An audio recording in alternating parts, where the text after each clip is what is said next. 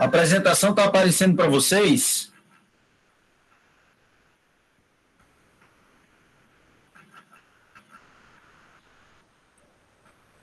Ainda não.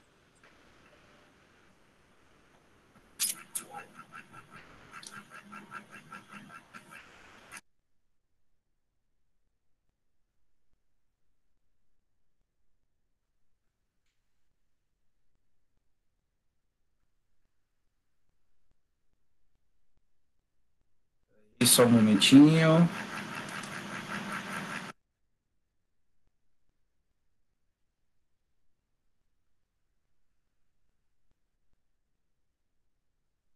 Agora.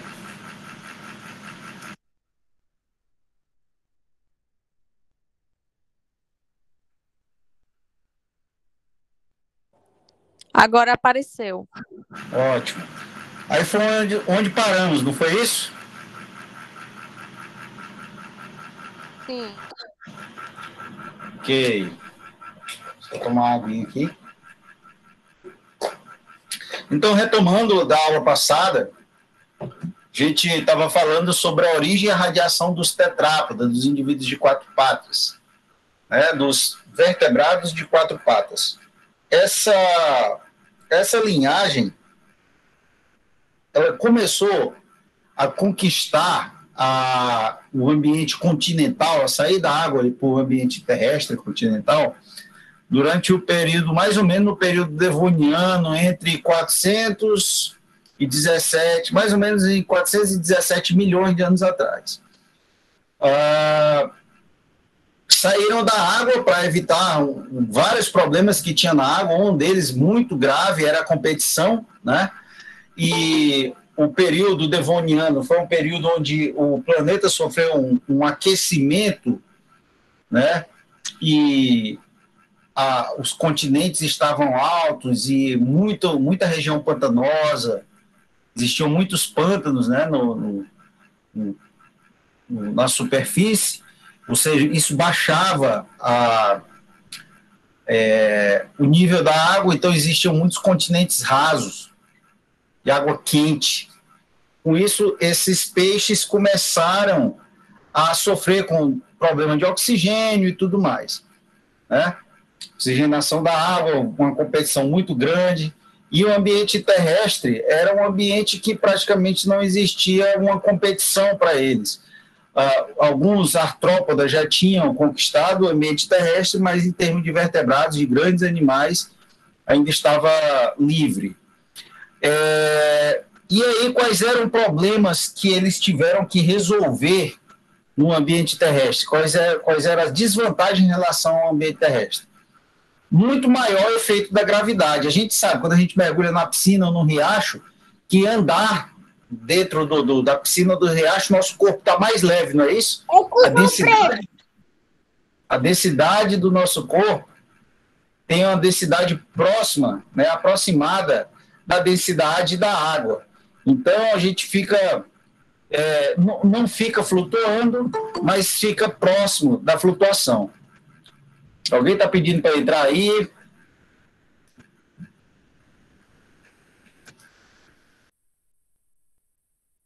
Interromper.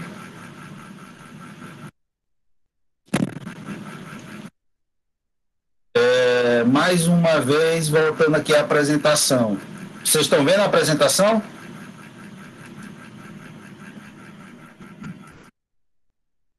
Estão vendo a apresentação?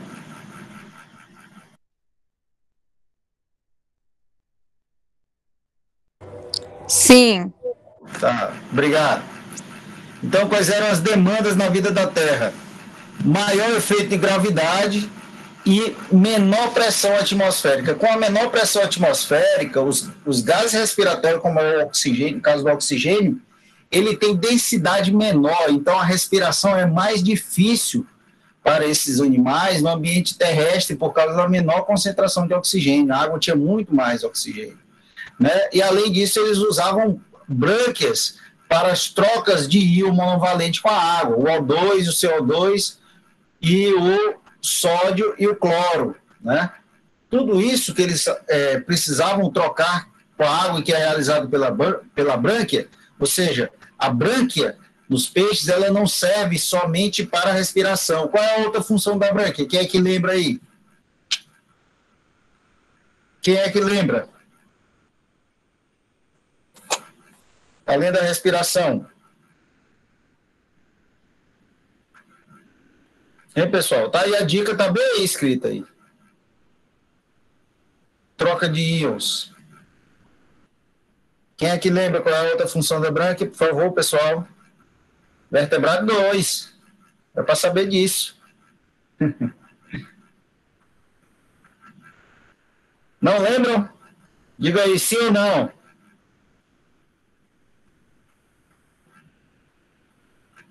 Bora, turma. Não precisa ter vergonha, não. Precisa saber qual é o nível de vocês para poder reforçar.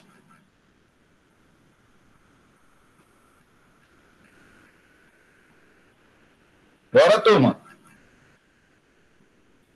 Não, professor, eu não lembro. Não lembra? Tá. Pessoal, além da respiração, os peixes fazem excreção pela brânquia também.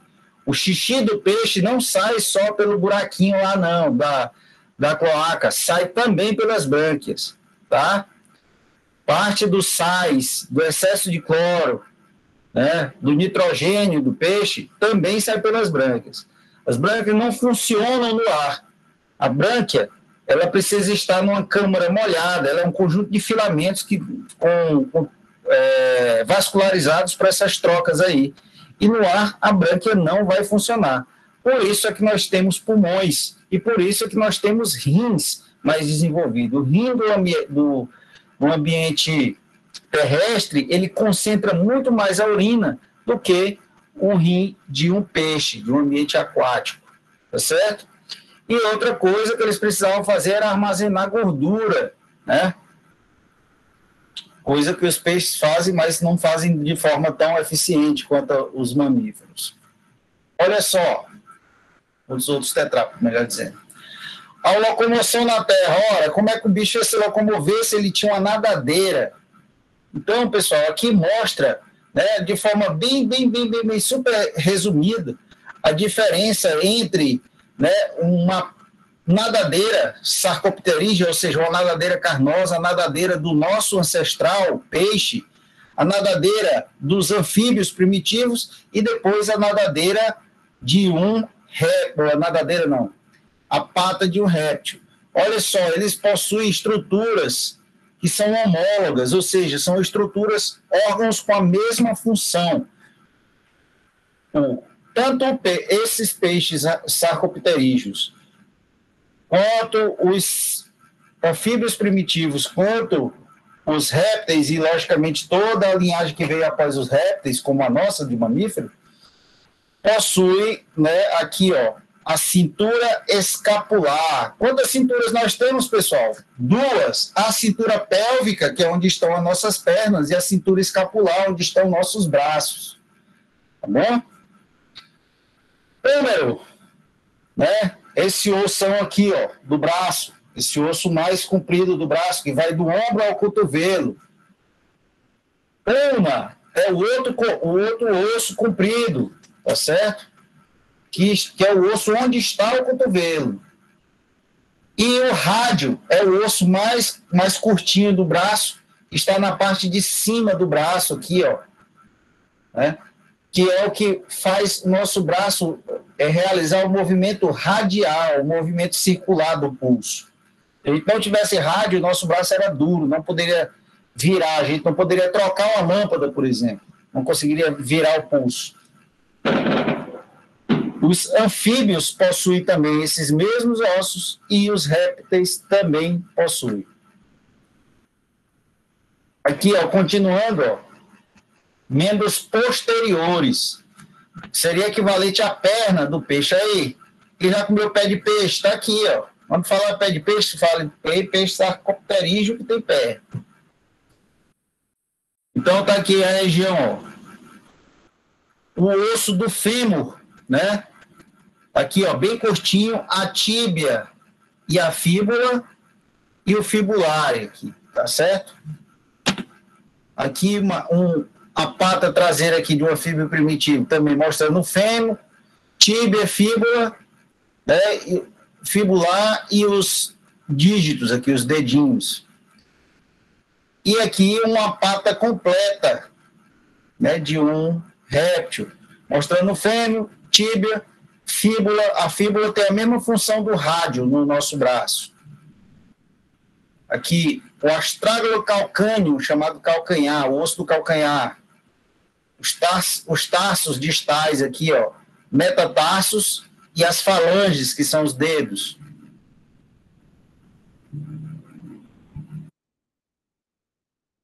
Comparativo peixes versus anaminiotas versus aminiotas. Quando eu falo anaminiotas, são tetrápodes anaminiotas. O que é um tetrápode anaminiota? São todos os tetrápodes que não colocam o ovo cleidóico. O que é o ovo cleidóico? É aquele ovo completo lá. O ovo com a casca calcária, com âmnion, alantoide, albúmen e vitelo. Tá certo? E lógico que ele tem que ser fecundado, senão ele não é ovo, ele é ovócito 2. Característica, então, o comprimento do focinho. O peixe tem o focinho grande? Em geral, não, né? O focinho do peixe é curto, tá? Enquanto que dos anaminiotas e dos aminiotas é um focinho geralmente longo. A função da coluna vertebral nos peixes é meramente locomotora. A coluna vertebral do peixe não sustenta o corpo do peixe. Ela só ajuda na locomoção. Enquanto que no anaminiota ou no aminiota, a coluna ela é sustentadora do corpo. Se você imagina um cachorro sem a coluna, tira aí a coluna do cachorro, ele ia ficar só um bolo de carne no chão, né? Comprimento do pescoço. O pescoço do peixe, quem é que já ouviu falar do apelido pescoço de peixe, quando a pessoa não tem pescoço?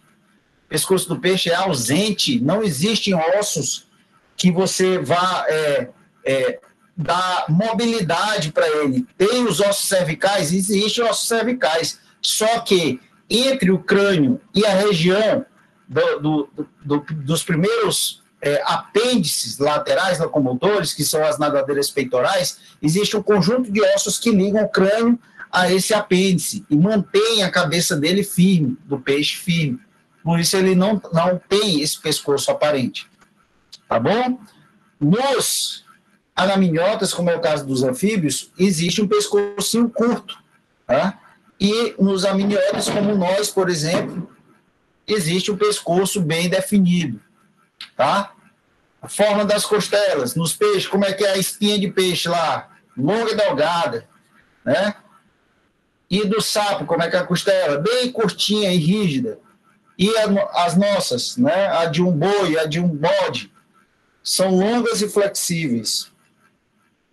A musculatura hipoaxial, ou seja, os músculos que estão abaixo da coluna vertebral, na parte ventral do peixe, realiza um movimento para natação. O movimento de natação é realizado pela musculatura hipoaxial. Nos sapos, nas pererecas, nas salamandras, essa é uma musculatura responsável pela flexão do tronco e o suporte postural. E nós também, flexão do tronco e suporte postural. E, além disso, a gente tem uma outra função para essa musculatura hipoaxial, a nossa respiração. A respiração a gente realiza com os músculos intercostais, ou seja, os músculos, aquela carninha que fica entre uma costela e outra. Quem já viu aí no açougue o açougueiro tirando aquela carninha de costela, ele chama bananinha no açougue. Pois é ali a musculatura intercostal. Músculos epiaxiais, ou seja, a musculatura que está acima do eixo do corpo. Nos peixes, é uma massa indiferenciada e a função é locomotora. Nos anaminiotas, é a massa indiferenciada com a função locomotora, e nós, aminiotas, temos uma musculatura diferenciada, com suporte postural, musculatura do lombo, né? A lombar, né? É uma musculatura especializada, por exemplo. Nadadeiras medianas, presentes. Nadadeira mediana, ausente nos anaminiotas e nos amniotas. Ligamento da cintura pélvica com a coluna vertebral. Nos peixes, é ausente. Nos anaminiotas, é ligado via costelas sacrais e nos amniotas também. Só um momento. Parece que entrou outra pessoa.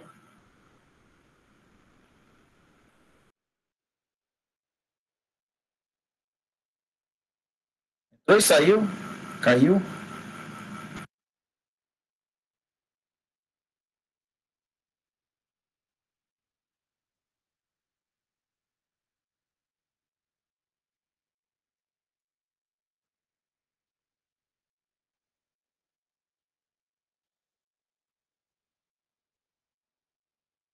Saiu a apresentação aí, pessoal?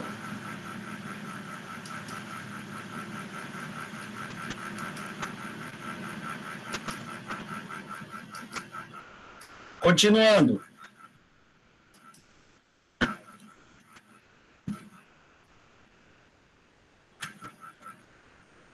Ligamento da cintura escapular com a coluna vertebral é formado através de ligações do opérculo e osso da série opercular. Por isso que o peixe não aparenta o pescoço. Essa estrutura, né, do ligamento da cintura escapular com a cabeça, com a coluna vertebral e a cabeça, você manter esse ambiente rígido aí, certo? No caso dos anaminiotas, dos anfíbios, né, é uma ligação indireta do externo e da costela.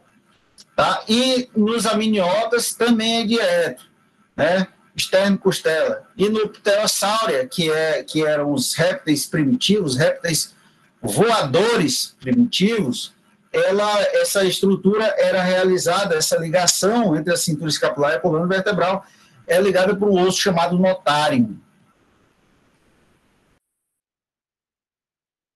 Comparando, então, agora a forma e função dos membros. Para os peixes, a mobilidade é restrita e as articulações internas. Os peixes, eles possuem nas suas nadadeiras, como membro, né, o membro peitoral e o pélvico, a musculatura extrínseca, ou seja, nos peixes actinopterygi, né, não no sarcopterygi.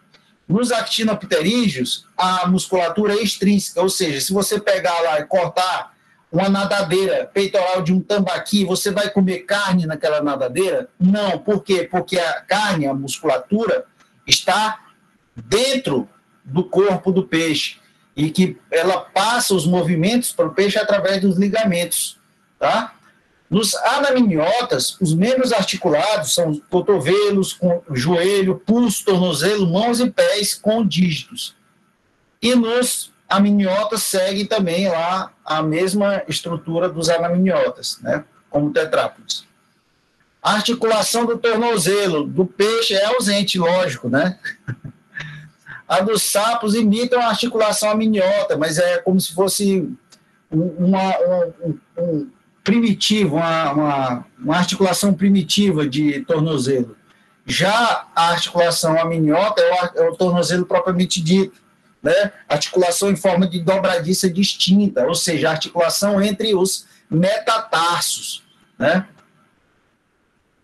A tomada de ar, como é que os peixes respiram o ar ambiental, né? Peixes pulmonados respiram ar ambiental. Eles possuem um aparato ióide que ventila os pulmões através de bombeamento bucal, assim como os sapos. Tá? Isso ocorre, é correto dizer que eles respiram engolindo o ar. Tá? Isso muda de figura através da respiração por pressão negativa gerada pela musculatura intercostal. Como é que isso acontece? Como as costelas dos répteis, das aves e dos mamíferos são mais longas e repletas de músculo entre elas e por cima delas, à medida que esses músculos se contraem, eles expandem a caixa torácica. Quando eles expandem a caixa torácica, é como se fosse um bombeamento, é como se a gente puxasse o pistão de uma bomba de encher pneu de bicicleta, por exemplo. Puxando o pistão, você puxa o ar para dentro. Empurrando o pistão, você empurra o ar para fora. Mesmo jeito, o músculo, quando puxa a costela, é como se você estivesse puxando vários pistões ao mesmo tempo, abrindo, né, o volume da caixa torácica. Ora, se eu abro o volume da minha caixa torácica, né, e eu não tenho como criar ar dentro da caixa torácica, esse ar vai ter que vir de algum lugar. Quando eu abro a boca, o ar, ou as narinas, né, no caso, né, através da epiglote, o ar que está no ambiente externo, né, o ar ambiental, o ar atmosférico, vai entrar pelo nariz ou pela boca. Quando a pessoa, por exemplo, está passando por esse caso aí que a gente está ouvindo falar de coronavírus e tudo mais, e a pessoa precisa de ventilação mecânica, é uma ventilação com pressão positiva, ou seja, a pessoa não está com capacidade de puxar o ar, então a máquina vai lá e empurra o ar goela abaixo da pessoa, tá certo? Melhor dizendo, traqueia abaixo, para que ela possa inflar os pulmões e manter os pulmões bombeando o ar para dentro do corpo da pessoa, ok? Pulmões e traqueia. Nos peixes, peraí, os peixes têm pulmão e traqueia? Sim, pessoal, peixes pulmonados, os peixes sarcopterídeos pulmonados, tem pulmão e tem traqueia. Sendo que, nesses peixes pulmonados, tá certo? Os pulmões são sacos simples derivados da bexiga natatória. E a traqueia é ausente, tá? No caso dos anaminhotas, é um saco com umas poucas divisões, né, com a ligação ao meio externo por uma câmara orobranquial. A antiga região onde era das brânquias forma uma câmara respiratória para os anaminiotas. Começou o foguetório da política, vai acabar esse inferno já já. E nos aminiotas, os pulmões têm divisões complexas e a presença de uma traqueia e uma laringe, e que muitas vezes, né, dá capacidade de vocalização para esses indivíduos, não é o nosso caso. Presença de bexiga urinária. Peixe não tem bexiga, certo? De urina. Não tem bexiga natatória, mas não tem bexiga de urina. Por que o peixe não precisa de bexiga natatória? Desculpa, de bexiga urinária. Porque ele já está lá dentro da água, ele pode fazer xixi, pode urinar a qualquer momento e ele sempre está com a água disponível para ele. Nos anfíbios, que já precisavam armazenar um pouco de água, afinal de contas eles saem da água, né, nos anfíbios, nos anaminiotas, a bexiga é presente. Inclusive, algumas pessoas aí, alguns de vocês, já devem ter tomado susto quando chegou perto de uma gia ou uma perereca, e ela pula, e quando ela pula, ela dá um jato de urina. Aquilo ali ela armazena na bexiga urinária dela, tá? E ela serve de defesa. Não causa coceira, não causa nenhum tipo de alergia, é só urina lá. E a bexiga dos anaminiotas, nos aminiotas, é presente em mamíferos, tá? Nas aves e nos répteis não tem bexiga. O modo de reprodução, a fecundação dos peixes, né, é a fecundação externa, postura de ovos, sempre na água. Dos anaminiotas também, fecundação externa, com ovos na água ou... Desculpa, pessoal, estou com um ventiladorzinho aqui na minha cara e dá um sono às vezes. A fecundação externa com postura de ovos na água ou no ambiente úmido. E nos aminiotas pode ter a fecundação interna sempre, tá? E o ovo dos aminiotas tem âmino, alantoide, córeo, casca calcária. Isso é característica de todos os aminiotas. Sistema lateral, acústico lateral, né? Ou seja, é o sistema de captação de ondas mecânicas que podem ser transformadas, né, pelo cérebro no que a gente entende como som, perturbação mecânica do meio aéreo, ou do qualquer que seja o meio. No peixe, é presente, formando por canais portadores de neuromastos sob a pele que se abrem na superfície epidérmica ou nas escamas. Nos anaminiotas anfíbios, somente nas formas larvais, e o sistema lateroacústico nos mamíferos não é presente, é ausente. O que a gente tem é a orelha média.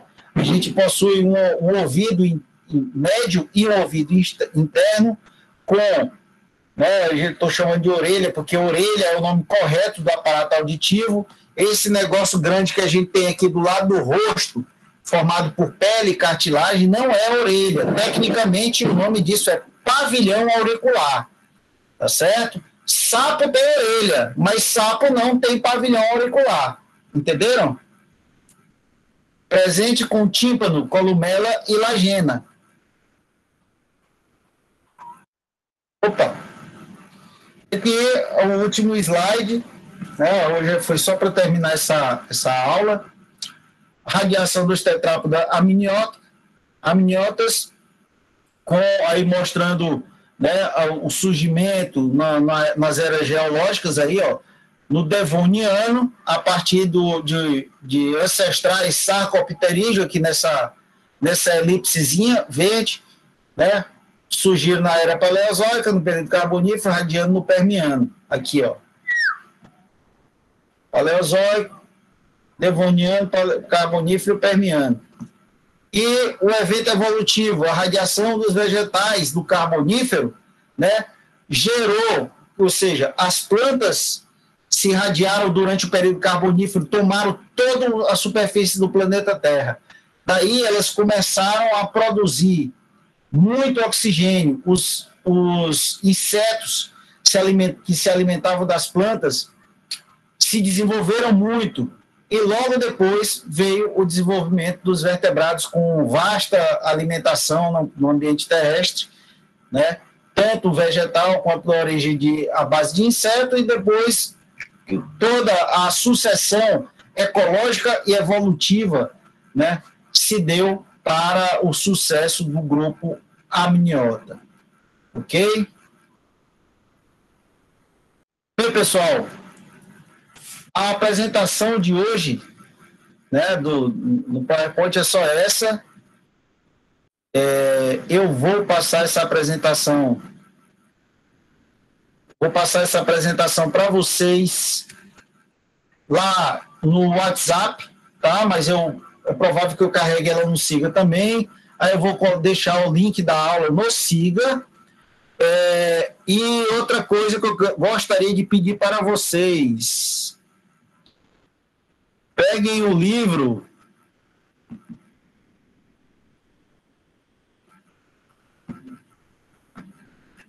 livrinho de vocês aí, que eu passei lá no WhatsApp.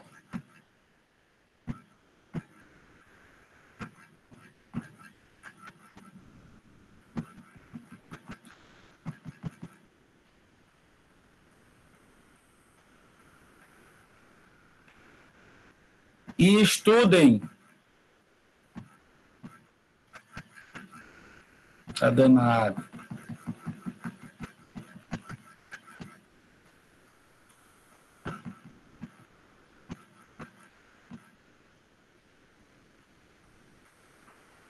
Estudem a partir do capítulo 4,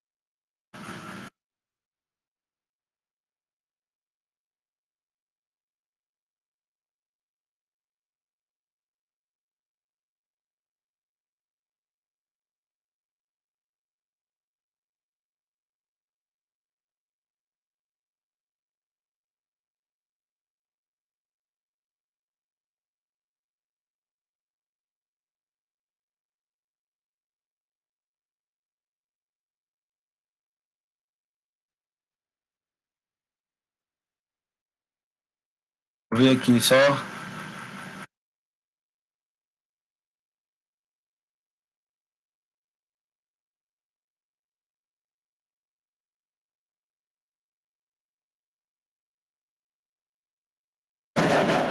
Olha só. Estudem o capítulo 4 e 5 e respondam só, por enquanto, o exercício do capítulo 4. Aí tá dizendo atividade de avaliação, mas não é avaliação não, tá? É só uma atividade de revisão. Tá certo? Quem entendeu aí, me dê um ok aí.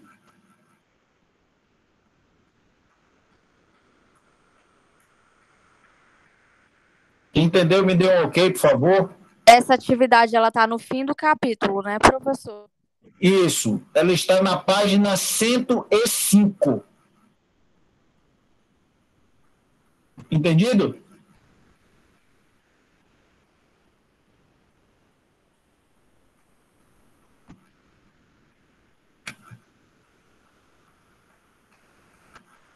Entendido. Ok, vou parar a gravação agora.